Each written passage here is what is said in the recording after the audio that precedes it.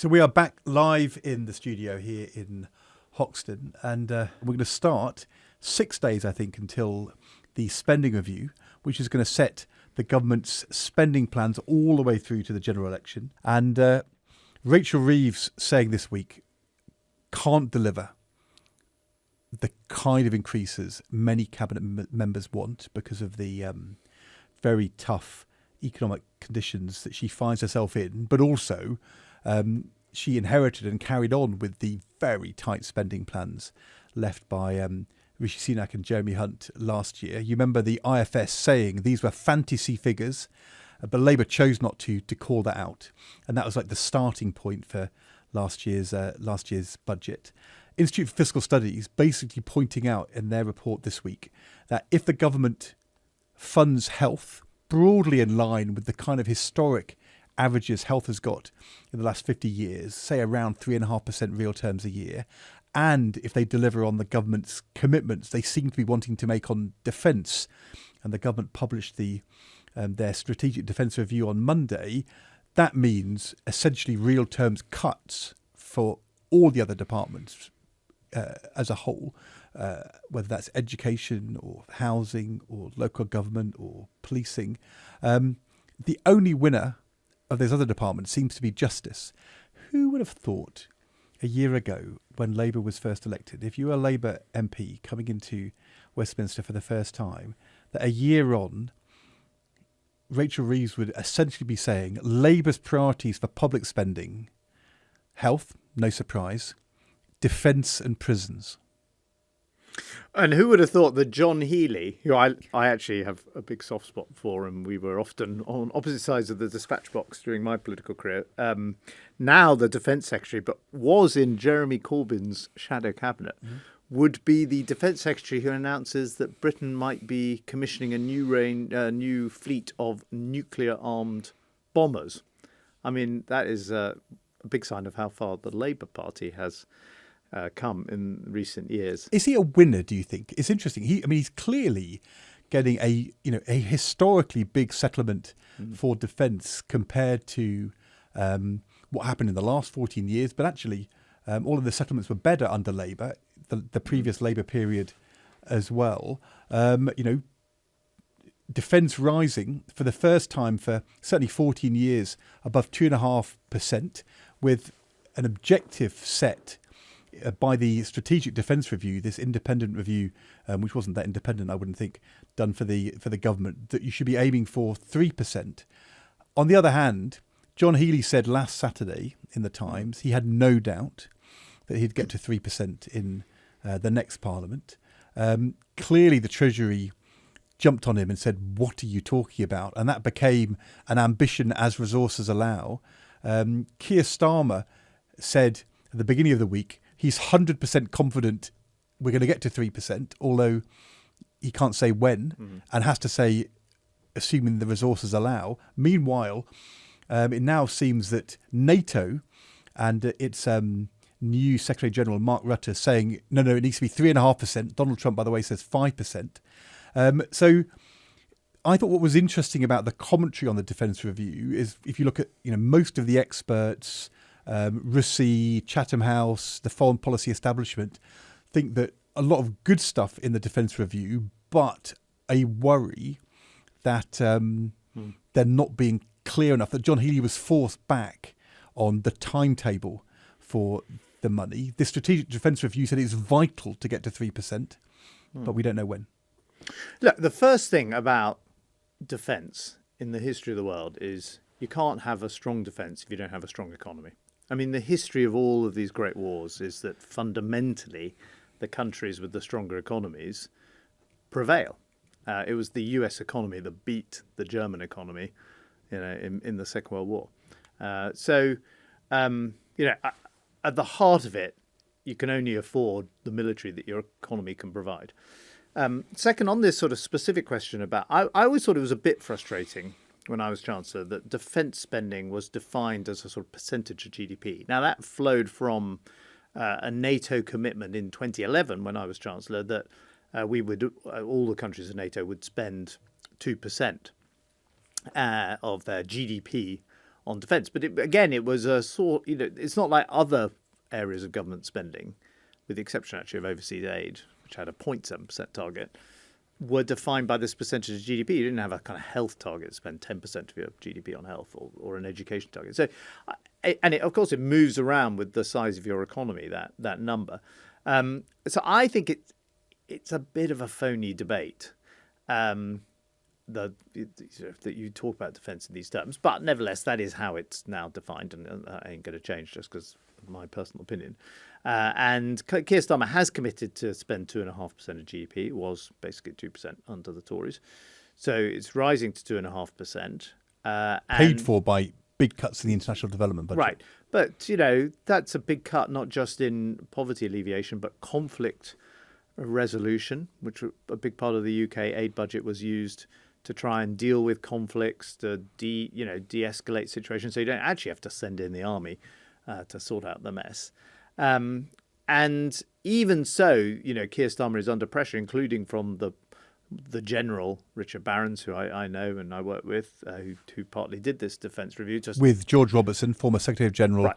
NATO, former Labour Defence Minister, and Fiona Hill, former Trump military defence advisor. Yeah, and they're all pressurising the UK, and the US is pressurising the UK to more rapidly increase that spending. And I suspect this Labour government, either through this Parliament or if it's re-elected in the next Parliament, is going to have to move more quickly than it's committed, because the reality of the situation on the ground is that the world is a more dangerous place, and the US is asking its allies to share more of that burden. So, can I ask you about that reality? Just because I thought this was unclear.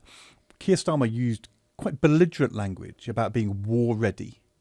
We need to be on a war footing. Yeah. The restocking munitions, but this didn't sound. I mean, it wasn't clear to me whether this was Margaret Thatcher, early 80s.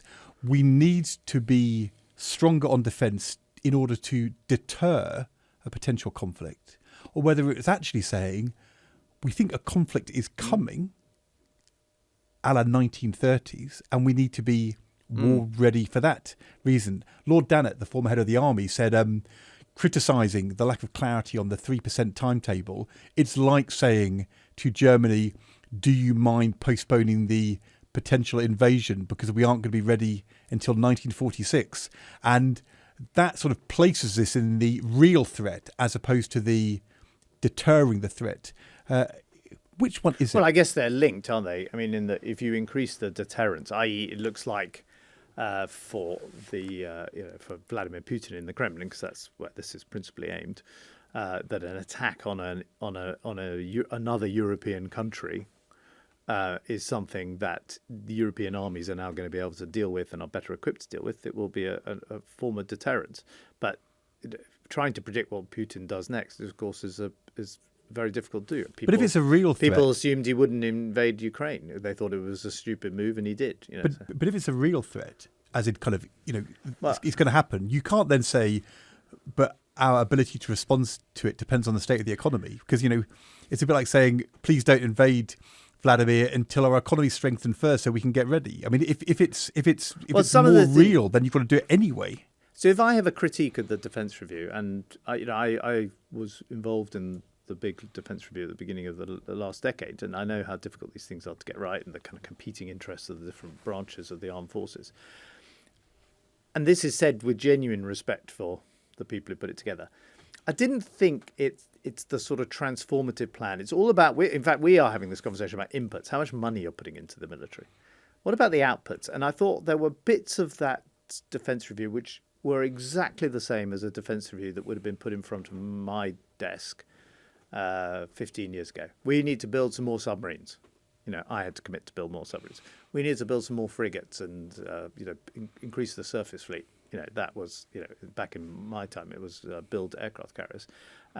We need the next generation of manned fighter jets. Right? And by coincidence, on the day the Defence Review was published, overnight we'd seen those spectacular pictures from Russia of the Ukrainian drone attack that appears to have wiped out a third of the Russian strategic bomber fleet. each one of those planes, certainly if Britain was building them, would be like £1 billion each. And those drones could have been bought on Amazon. Right. I mean, I think it's quite audacious, the strategy and the technology to land them. But actually, that wasn't expensive kit, was it? So it's certainly not in the context of the planes that were being destroyed. And there's a lot in the Defence Review about drone forces and modernisation and digital warfare. But the sums of money compared to the amount that's been committed to restocking the munitions, building the submarines, is pretty small. And I don't feel yet, not that I think anyone else in the world, probably outside of the Ukrainian army, has really grasped this, is what all this technology, what artificial intelligence is going to do to the battlefield, what if you could put like 10,000 drones into the sky, or indeed under the water, and directed against your new submarine. And there was an interesting moment in British history. There was a guy called Basil Liddell Hart, and he was a soldier who had fought in the First World War. And at the end of the First World War, you would think everyone had come to the conclusion, well, we're not going to do that again, right? We're not going to kind of dig trenches and, do these frontal assaults anymore. But he was a kind of rebel, and he wrote a book saying we should decommission the old cavalry regiments, which still, even after the First World War, there were all these horses in the British Army. And he said we've got to move quickly to tanks. And the British Army didn't pay that much attention, but the Germans did. And he was actually the father of Blitzkrieg, the lightning German attack that came in the decade later. And the German army was, partly because it had been dismantled, they were able to sort of reassemble it. And where's our kind of Basil Liddell Hart today? Where is the person saying, this is what the British Army, the RAF, the Royal Navy is going to have to look like in 10 years' time? And is it really going to require these huge, great ships, manned aircraft, which have the limitations of a human being inside them? And I know we don't really want to go there, and there's so much kind of history and so much inertia in some of these armed services. And of course, there's a commitment to the brave people who serve in them. But it felt to me like a bit of a missed opportunity. The other thing, this would have been debated at the end of the First World War and in the 19th century, and in all the time I was at the Treasury and all the time you were at the Treasury, which is the Ministry of Defence capable of spending this money well and efficiently, even if they've made the right strategic choices? And Good Morning Britain this week, I pointed out to John Healey that he, a former Treasury Minister, a Shadow Defence Secretary, had been very critical of the Defence Department in the last couple of years. And was he sure it was now fit for purpose? Can I ask you, though, about the scale of the money you're now talking about giving to defence? There's been a lot of numbers. There's lots of talk about equipment. As a former Treasury Minister yourself, you'll know that in the past, the MOD has a pretty checkered record of spending money well. In fact, you said back in 2022, in a dossier in opposition, that you'd found £13 billion of wasted taxpayers' money. The department was uniquely failing. You said your dossier demonstrates the scale of MOD waste is significant and systemic. And I wondered, in this review, are there any systemic changes which give us confidence that the Ministry of Defence is not going to do what you say it's done in the past, uniquely failing, wasting public money in the billions? Yes, so first of all, the scale of the spending is the biggest increase in defence spending since the end of the Cold War. That's the 2.5%. But you're quite right. It's not just how much you spend, it's how well you spend it. And so from day one as the Defence Secretary, I brought in the deepest defence reforms for 50 years. For the first time, we now have a military strategic headquarters at the centre. The Chief of Defence Staff commands the services. We have a single investment budget instead of multiple parts of defence making their own investment decisions.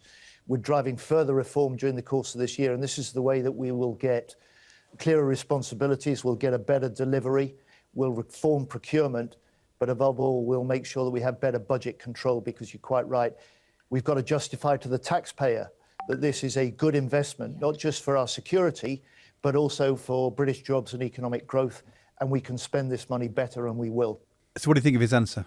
Well, I don't know. I mean, there was a bit of kind of military jargon, wasn't there, about sort of central command and putting the chief of defence. I mean, you don't feel there's been a kind of root and branch reform of the way the money is spent. I mean, that I guess that comes back to my earlier point. I'm just not sure the British military, but I'm sure this is true of the French military or the American military, is really looking at itself and saying, is the way we do things completely antiquated? And hasn't the Ukraine war shown that we need a totally different, much kind of lighter touch, more fleet of foot approach to harnessing new technology to defend ourselves? He's got a, I think, follow-up kind of report coming later in the year about procurement and how they spend the money. I think if I was John Healey, I would be appointing, and by the way, the Chiefs will hate this, an outside person with real standing and expertise and experience. Which has been done before, hasn't it? Yes. Been done, and ask them to, in a public way, report on whether reform was being put in place and money was well spent. I mean, I don't know. It could be a former politician, could be Philip Hammond. It could be a former person from business. But don't you think that you need something which is more than internal process? Yeah, I guess they thought the Defence Review was a way of doing that, having George Robertson and Richard Barrons and Fiona Hill. But that's not about this spending. It's not a go. But there's been successful examples of using external business people to drive some reform in the MOD. Let's turn from the MOD to the kind of wider spending review with a week to go. Like last week, we were talking about the various welfare U-turns, which Rachel Reeves has since confirmed, for example, on winter fuel payments, that not only will more pensioners be receiving the winter fuel payment, which we know, but also that some of the payments are going to be made this winter. We still don't know where we stand on the two-child cap. Do we? A lot of speculation about whether that's going to be in there or not, and we haven't heard much more on the disability U-turns from the cuts that were announced in March. But all of this, as we were saying last week, has kind of eaten up the space that she might have had as Chancellor to give some more money to the individual departments for their programmes. And from some of the commentary, you have to aim off because politics is always a bit noisy and so on. But it feels like, if you read the commentary, there's quite a lot of, not discord, but sort of dissonance between number 10 and number 11. Number 11, the Treasury feeling a bit frustrated that the Prime Minister has sort of allowed this speculation on the welfare U-turns to grow, or the welfare, increases to grow, and made life very hard as Rachel Reeves tries to put together the final elements of the spending review, and fundamentally means the review is going to be about kind of welfare U-turns rather than investment in public services. The strategy that she's taken was to set the envelope for spending, essentially in last year's autumn budget, and not to change it in the spring statement. And so she's made it very hard for her to come into this spending review and add money, outside a fiscal event. The problem being, of course, that people are expecting the public finances to be in a tougher position by the time you get to the budget, not an easy one. No, what you say is, I think, worth noting. There is not going to be an OBR forecast next week. And actually, it's quite unusual for a spending review not to be accompanied by a forecast. If there was an OBR forecast next week, most people believe it would show that the fiscal rules were being breached. And at the same time, what are you doing about the two-child? They can wait till the budget. What are you doing about disability reform? Are you really going to score all those statements from all those savings from the spring statement? Kind of looking hard. And then, of course, winter fuel, which is another up to £1.5 billion they've got to save. So they are undoubtedly pushing the pressure to the budget in terms of making the sums add up. Meanwhile, doing a spending review, which is going to be very, very tight for lots of the non-favoured departments. I mean, Keir Starmer had this slightly odd line on the Today programme earlier in the week when he was asked about the winter fuel allowance, and he gave the impression that the reason why he was able to shift was because the economic situation had improved. But we have now stabilised the economy. We saw growth figures just a few weeks ago of 0.7%. You've seen 4 interest rates cuts in a row. 3 trade deals have been done that were being tried by other governments for many, many years and failed.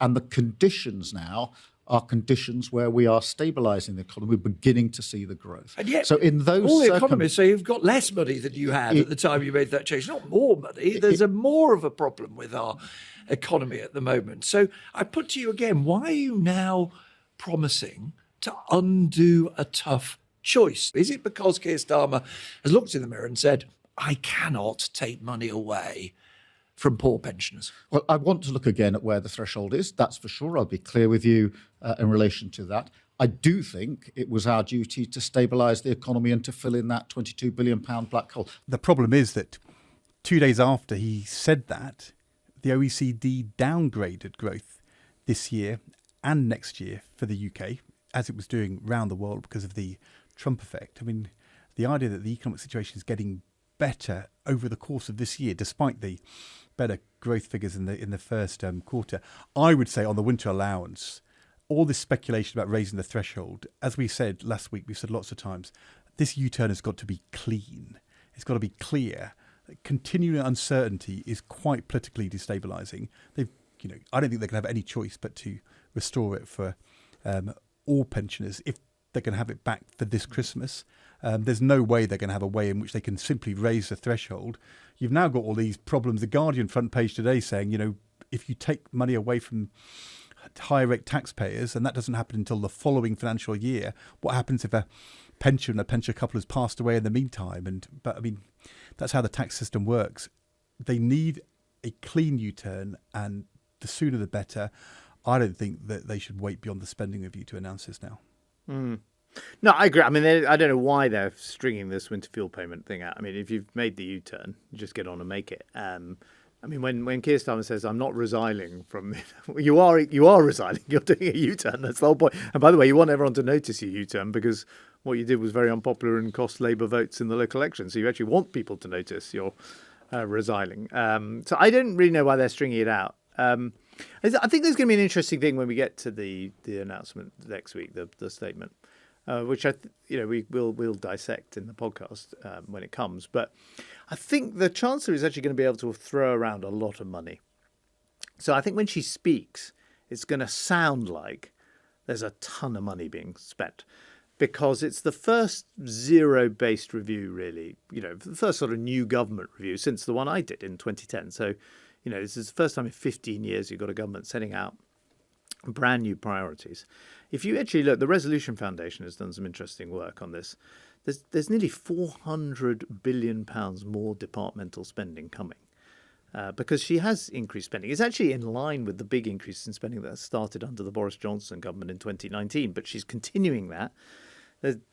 According to the Resolution Foundation, that's an 8% real terms increase in frontline services. And that's going to enable her to say, we're spending this on that and this on this. And the fact you today had the announcement on free school meals, obviously they thought, well, if we announce that on the day, it's going to be lost, which means they've got other big things to announce. And I think it's going to surprise on the sense that the whole place is awash with money. It's going to sound a bit like a kind of Gordon Brown spending review from the early Blair government period, or maybe not the early Blair, the sort of mid-Blair government period. And it's only going to be a sort of after the announcement, a day after, when the analysis is done, the people are going to look at all those numbers and go, yeah, but hold on, there are real terms cuts in departments. The economy is forecast is, not by the government, but international forecasters has been downgraded. The bond yields are up. The fiscal situation is incredibly tight. If she had published an OBR forecast today, the fiscal rules would be broken. And all eyes will then turn to the budget, because the solution in the budget is going to be tax rises. And I think that's going to be where public attention and political attention turns next. But on the day, it's going to sound a bit like the magic money tree. But we will see. And of course, this is what we should turn to next. The context of all of this is the international economic situation, the bond market, the poor performance of the British economy, the disappointing numbers on productivity, and what that means for British politics. And that's where we're going to turn next. So the Financial Times splashed on Monday. Treasury Secretary Bessent vows US will never default. as market data lays bare investor anxiety. I mean, an American Treasury Secretary saying the United States of America is never going to default. That is never going to happen. I mean, it's one of those things which you don't really want to have to say. No, it's usually a bad sign that you do have to say it. I mean, what has been going on in the? Let's start with the U.S. bond market and then what it means for the UK and other countries. Here's what Jamie Dimon, the dean of the Wall Street bankers, head of J.P. Morgan, said on Fox about the bond market. If people decide that the U.S. dollar isn't the place to be, yeah, you could see spreads gap out, credit spreads gap out, and that would become a problem. It hurts the people raising money, and that includes small businesses. That includes loans to small businesses, it includes high yield debt, it includes leveraged lending, it includes real estate loans. That's why you should worry about volatility in the bond market. I don't think it's fair to say, is it, that there's a kind of rout, that we're in kind of market chaos. But we did say on the podcast last week that the phrase "the bond vigilantes" are on the prowl, and so I think what is true is that investors in US debt, and that's really the kind of global benchmark for the world's bond market, are taking a much closer look at the prospects for the US economy and the sustainability of the US's budget deficit and its public finances. That's right. And look, there's big stuff going on in America. There's no doubt about that. I mean, I think part of this speculation about default comes from Trump appointing Stephen Mirren as chair of the Council of Economic Advisors, the guy who had said maybe what America should do in its trade negotiations is say, we'll only give you a good deal on tariffs if you agree to convert all of your American debt to zero interest, which of course is de facto a default. And he said that when he was in his previous life. And Treasury Secretary Besson is saying, don't be ridiculous. But that kind of uncertainty. But you've also got Donald Trump. Besson, by the way, emerging as the kind of grown up in the room of this administration. Right? Absolutely. Alongside Jay Powell, the head of the Federal Reserve, who is sort of called in to be dressed down by Donald Trump, demanding interest rate cuts. But Jay Powell says, look, we're independent constitutionally and we will make the right decisions for the economy. Downgrading of growth forecasts for the US because of the tariff uncertainty, alongside this big Trump tax cutting bill, which despite some spending cuts too, is going to mean a huge increase in American borrowing and debt over the coming years, obviously destabilizing very many kind of sound money Republicans. Well, and Elon Musk, who's called it an abomination. All of that. And the result is gyrations in equity markets, US treasuries kind of falling interest rates because there's going to be a recession, and then rising again as the Trump tariffs are eased off when the bond market was getting unstable. I think you're right. Lots of foreign investors thinking, well, in my balance of portfolio, maybe I've been a bit heavy on American debt for the last 10 years when stock markets were surging ahead, and maybe I need to be a bit more cautious. As the FT says, normally the dollar and US Treasuries moving in the same direction, but actually the dollar falling at a time when US long-term interest rates are rising, which is normally the kind of thing which happens in more troubled economies. And so it's quite easy to look at this and say, is this America, getting really kind of unstable? I think that when you talk to people in the markets, they say, actually, this is America, the global reserve currency, some cyclical changes, a bit of portfolio adjustment, but fundamentally the US economy is still sound and America is still the place to invest. And, you could see something which changed that. If Donald Trump was to sack Jay Powell and put in a political appointee who was clearly going to be subservient to him to try and run US interest rates, that would be a different world. So far, though, when he hints at those things, he backs off it. It feels as though real market events, but actually not yet an American bond market crisis.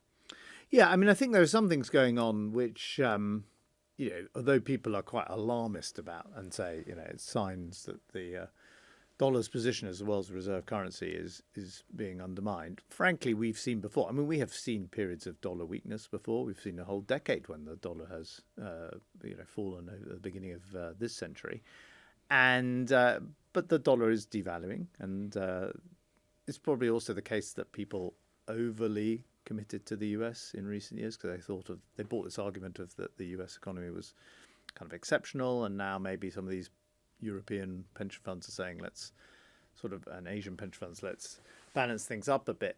But what is true is, I think re-emerging in American politics is an argument that was very current when I was Chancellor, which is a debate about the budget deficit. So when I was Chancellor, there was a battle between the Obama administration, Larry Summers, who was you know much better than I do, but I know pretty well, and the Obama administration arguing for a fiscal stimulus, and the Republicans in Congress, led by Paul Ryan, who went on to become the Speaker of the Congress, saying, no, we've got to have fiscal discipline, we've got to cut the budget deficit, and we're going to shut down the government if we don't get an agreement. And then both sides basically abandoned those arguments. And the Biden administration, as we've discussed before on the podcast, spent a huge amount. The first Trump administration introduced these tax cuts, which he's now asking to be permanently extended, and because they were temporary. And he's spending a load of money despite getting Elon Musk to cut a few jobs in central government. And there's no one really in the American political system arguing the kind of classic Republican case for constraint on the budget, austerity, controlling the deficits. And I think that argument will re-emerge in American politics, but only when there's a sort of real world impact of what we're talking about. And there is a real world impact because Treasury yields are up. That means American homeowners are paying more for their mortgages than they would otherwise be. And that gives the kind of real world contact point that enables politicians to say we've got to deal with the deficit, and you might start to see that argument re-emerge. But by the way, it wasn't just Republicans. I should say, the Bill Clinton administration made a huge amount of the fact that it was reducing the deficit and indeed delivering a budget surplus. That was actually one of its big claim to fame. So that argument, I feel, is coming back into American politics, driven by the situation in the bond market. The interesting thing, though, is if you look over the course of this year, even with all of these gyrations in equity markets, and even despite all this politics, I mean, 10-year bonds are actually down 11 basis points. Even at 30 years, they're only up 20 basis points. I mean, the kind of long-term interest rate still like less than 4.5%. These are not the signs of a distressed economy in the bond market. It's not the kind of thing you would see in an emerging market crisis, or in a developed market crisis like we had with Liz Truss a couple of years ago. And actually, if you look at the long end at 30 years, the rise in long-term interest rates has been bigger in Germany. They, of course, announced they were going to ease their debt restraints. It's been slightly higher in Britain than in the US. So it doesn't feel as though, for all of the kind of big political and economic uncertainty, feels as though the American financial system for now is still stable. There is, I think, an asymmetry between America and, say, Britain. Over the course of this year, we've not actually seen much going on in financial markets as far as the UK is concerned. A slight rise in long-term interest rates. All of that's really mirroring what's been happening in Germany, despite kind of bit worries of weaker growth, Bank of England cutting interest rates, all being, quite stable. There's not a big economic convulsion happening in financial markets as far as the UK is concerned. But unlike America, there is an underlying uncertainty. If the UK did see a deterioration in growth or went for a big fiscal deterioration, the kind of thing which is happening in America at the moment, how would the bond markets react? And I think the reason why Rachel Reeves has to be worried is she kind of look over at America and think economic convulsion, their financial markets are stable. In Britain, not a big economic convulsion, but our financial market situation is still quite vulnerable big rise in long-term interest rates last year. Still a worry about could Liz Truss, that kind of market instability recur in Britain. The hangover is long. So I think if you were the Treasury in the UK, you'd be more worried than the US Treasury, even though the US kind of presidential economic gyrations are much more extreme and destabilizing. I mean, it's not clear to me that in number 10 there's much of an understanding of this. I don't think there's anyone in number 10 saying to the Prime Minister, look out for the bond market, look out for long-term interest rates, which do directly feed through to people's cost of living because they feed through directly to mortgage rates and to the cost of small business loans. And what I would say, I think what Rachel Reeves could do a bit more of, she talks about these fiscal rules. The fiscal rules are about credibility in markets. And I think she should explain, no one knows what a fiscal rule is in the real world. If she should translate that, and I think it would also help in the fight she's having with her, cabinet colleagues, saying, I am fighting for lower mortgage rates for people. And let me tell you, if we don't stick to our fiscal rules, we're going to have higher mortgage rates. And you don't have to take my word for it. Remember Liz Truss. There's actually, they made a lot of this as an opposition, the Labour government. But if you think of the narrative now, coming out of Labour, it's all about spending. It's all about welfare. We've just been discussing it. It's defence spending. I think we're going to hear a lot about health spending next week. Where's the kind of language about fiscal credibility, fiscal responsibility? It's the sort of thing that Gordon Brown did talk about a lot in his first few years as Chancellor and earned him the moniker of the Iron Chancellor. And it's interesting. They've kind of abandoned an explanation of why these fiscal rules matter, why the bond market matters, why maintaining Britain's fiscal credibility is important. And if I were her, and she'll be just now, with a week to go, turning to kind of the drafting of the actual speech she's got to deliver in Parliament, I would put that right at the top of the speech. I'd just remind everyone that these fiscal rules, the tough decisions they're having to make on spending and on increasing taxes, is because you want to maintain fiscal stability, economic stability, and you want to deliver lower mortgage rates for families. I think you're right. And that requires you to keep your perspective medium term. So tempting for the Treasury. The Prime Minister, as we heard a few moments ago, saying this, the economy's strengthening. That's good news. Interest rates are coming down. That's good news. Means we can now afford to pay for these U-turns. The truth is the Treasury needs to say, the global economy is in a dangerous place and we're vigilant against risks. I mean, boasting about stronger growth when the OECD is downgrading our growth rate doesn't help. Yes, interest rates are coming down, but that's because inflation has been coming down after a long period of higher interest rates. And that's partly reflecting the Bank of England's worry the economy might be slowing down too much. Well, but then they're not cut rates nearly as fast as people had expected a year ago. They haven't done. But part of the reason they're doing that is because our long-term interest rates at 10 years have been up this year, up a lot last year. And that is a reflection of your point about credibility. If the markets conclude that Labour is going to spend money without raising taxes and the fiscal rules will take the strain, that is risky for our credibility. And the danger is that is then reflected in higher interest rates for mortgage holders rather than lower interest rates. And you've got to keep that medium-term talk. You don't want your Prime Minister saying, the economy's stronger, interest rates are coming down, we can simply afford to spend more, because I think that's what worries markets. Yes. And particularly at this point in the political cycle, you don't need to be doing that. I mean, the interesting thing is that the person who is out there saying it, indeed saying it today, is the Shadow Chancellor, Mel Stride. So he has given a big speech today. It's being delivered as we record this podcast, but he's been doing the interviews on the media, and he trailed the speech in advance overnight. And I've seen a copy of the speech, so I've had a chance to read it. And he is for the first time doing what I thought Rishi Sunak should have done when he became Prime Minister. He is full on laying into Liz Truss, and he is saying never again. He is saying the Conservative Party made a huge mistake with that Liz Truss quasi-cartwang mini budget. We endangered people's economic livelihoods. and we are never going to put economic stability at risk again, unlike Farage and unlike Starmer and so on. But ignore that bit of the speech for a moment. To be fair to him, he's also saying we need to do more to make the economy more productive.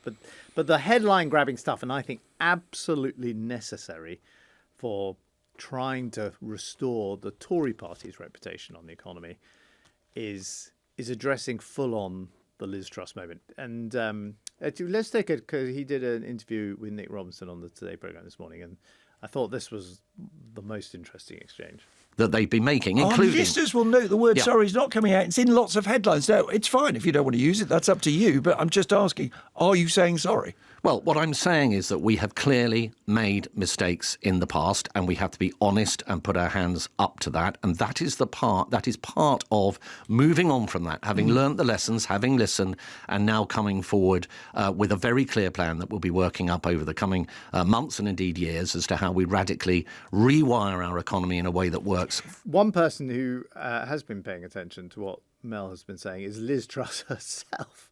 And she put out this absolutely great tweet this morning, which is, she says, in attacking the mini budget, Mel Stride sides with the failed Treasury orthodoxy, capital T, capital O. Stride is a creature of the system. When he served alongside me as Treasury Minister, he always went along with officials. He backed Sunak's huge spending, but not my tax cuts, which were smaller in size and would have increased growth. Britain's system of government is broken. Nothing will change with people like him in charge. I mean, that's Mel Stride, the Shadow Chancellor, and that's Liz Truss, the former Tory Prime Minister. Look, Mel Stride will be saying, thank you, Liz, for making my point. I mean, I don't know whether he choreographed this, but he couldn't have expected a better and more helpful response from Liz Truss. But isn't the problem, look, if you are the Shadow Chancellor, you've got to rebuild your credibility. You've got to grip your cabinet, your shadow cabinet colleagues' tendency to want to make spending commitments, but or tax cuts. Or tax cuts. But you need the leader of the opposition to be on your side, in exactly the same way as Rachel Reeves and Keir Starmer need to be as one on the importance of fiscal orthodoxy and the way in which you manage your U-turns. And isn't the problem for Mel Stride is he is saying what Kemi Badenoch should have been saying since she became the leader, and she's not taking this opportunity. Well, she actually stopped him saying it, from my understanding. Well, I mean, for a long time. I mean, she's only now relented and allowed him to do the full-on attack on Liz Truss. And even when he proposed this speech, her, or at least her office, were like, do we really need to reopen these scars? We don't want to have a fight inside the party. And that is completely, she's not going to be the Prime Minister or indeed leader of the Tory party if she doesn't confront the past, regain some credibility for the Conservatives, which she has to do by leading from the front. Look, Keir Starmer removed Jeremy Corbyn from Labour Party membership because he wouldn't face up to the truth about anti-Semitism and things which have been said during his time as leader. And Mel Stride can't do it with one hand tied behind his back. And unless Kemi Badenoch gets onto this agenda, I mean, she's doomed.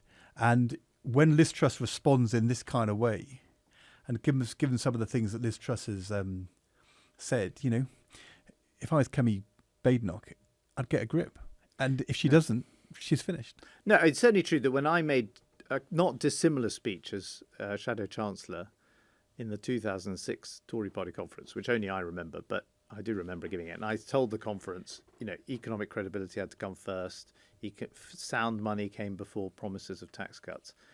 The person who had my back and repeated, verbatim what I was saying was David Cameron. I had the leader of the opposition right behind me. And if Kemi Badenoch doesn't come out now and basically say what Mel Stride is saying, and basically say, including naming her, that the Liz Truss experiment is never going to be repeated, then she has missed a big opportunity, and I think will be showing pretty weak leadership.